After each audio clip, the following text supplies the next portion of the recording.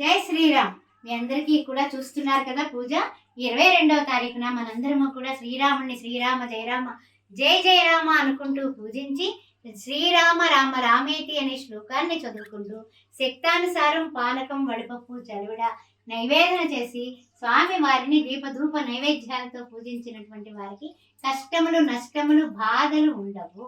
Gautam neuro care brain stroke migraine fits brain and spine surgeries కి best neuro surgeon.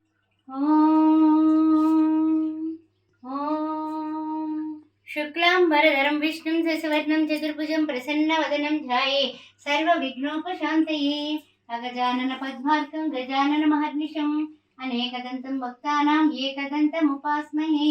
జై శ్రీరామ్ జై శ్రీరామ్ జై శ్రీరామ్ జై శ్రీరామ్.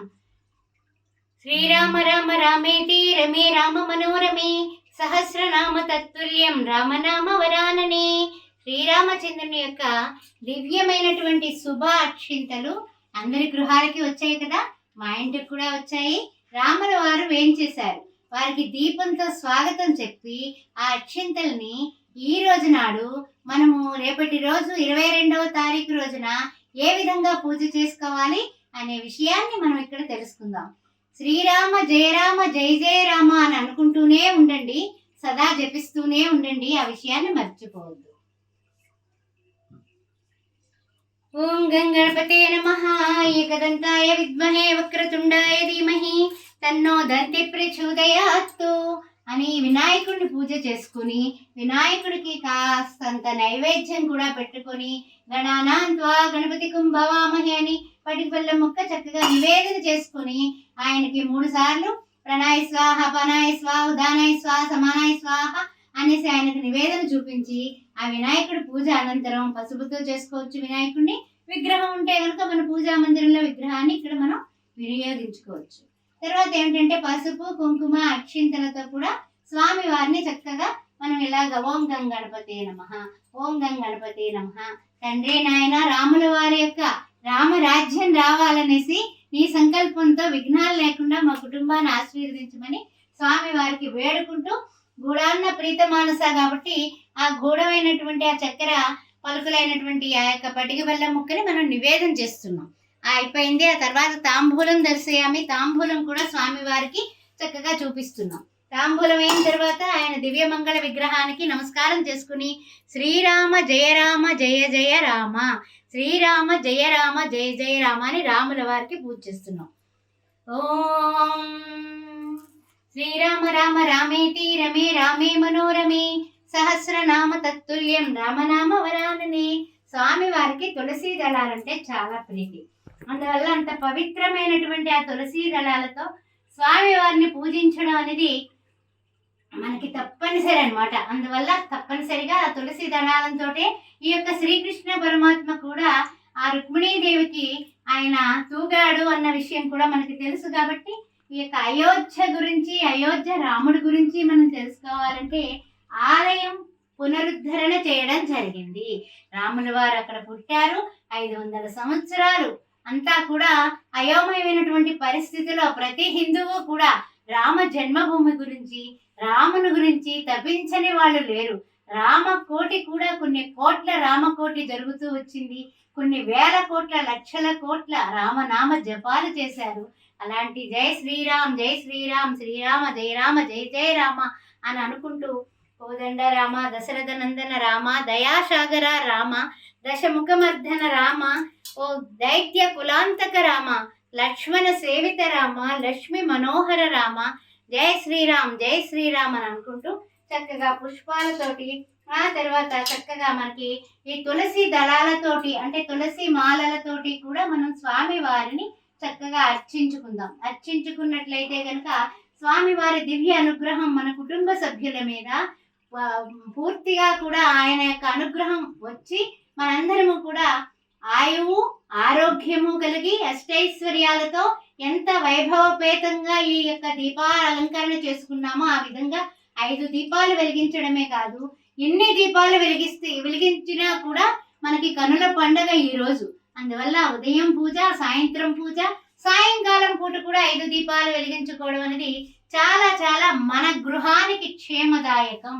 రామరాజ్యం రావాలంటే రామ అనే శబ్దంలో రా అంటే ఓ నమో నారాయణాయలో రా అనే అక్షరాన్ని మనకి తీసుకోవడం జరిగింది అష్టాక్షరిలో.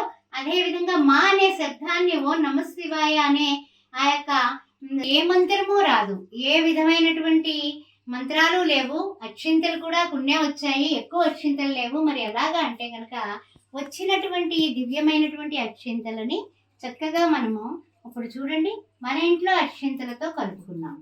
కలుపుకోవడం వల్ల అక్షయమయ్యాయి అక్షింతలు, అంటే క్షయము కానిది అక్షింతలు.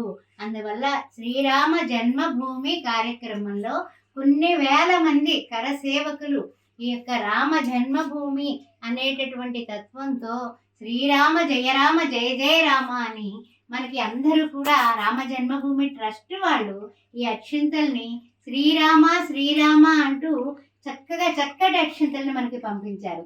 దానిలో మన ఇంట్లో ఉన్నటువంటి అక్షింతలు కూడా కలుపుకొని చక్కగా ఈ విధంగా తయారు చేసుకుని మనం పూజలో పెట్టుకొని మన ఇంట్లో వివాహం కానిటువంటి పిల్లలుంటే వాళ్ళకి శ్రీరామ జయ జయ రామ అని పూజ అనంతరం వాళ్ళ శిరస్సు మీద అక్షింతల్ని చక్కగా ఇలాగా వేసినట్లయితే గనక వాళ్ళకి తప్పనిసరిగా మరలా శ్రీరామ నవమి వచ్చేలాగా వీళ్ళకి పెళ్ళైపోతుంది, పెళ్లి కుదరడం కానీ జరుగుతుంది.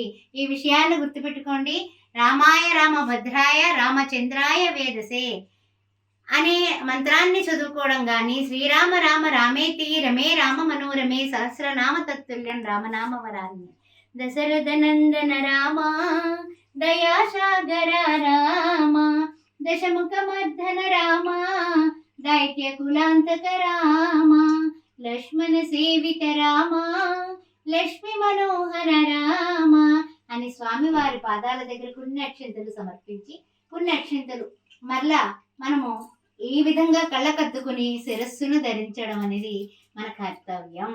అందువల్ల రాముల వారిని ఎవరైతే ప్రార్థిస్తారో, రామనామ జపం ఎక్కడైతే జరుగుతుందో, శ్రీరామ అనేది ఎవరైతే రాస్తారో రామకోటిగా తప్పనిసరిగా రామ అనుగ్రహం ఉంటుంది, రామ కుటుంబంగా ఉంటుంది. ఐకమత్యానికి ప్రతీక శ్రీరామచంద్రుడు రామో విగ్రహాన్ ధర్మ అన్నారు. రాముడు ఎక్కడ ఉంటే అక్కడ సీత లక్ష్మణ సేవిత ఆంజనేయ స్వామి ఉంటాడు.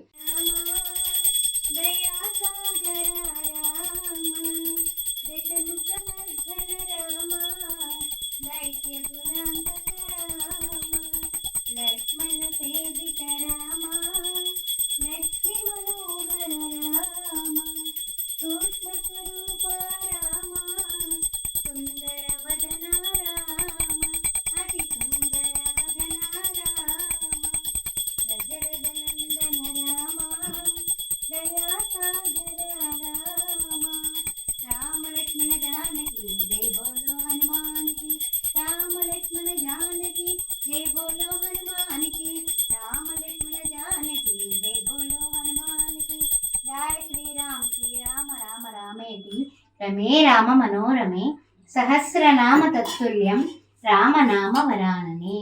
జై శ్రీరామ్ శ్రీరామ జయ జయ రామ. అందరూ కూడా హారతి కళ్ళకద్దుకోండి. జై శ్రీరామ్ జై శ్రీరామ్ జై శ్రీరామ్ జై శ్రీరామ్.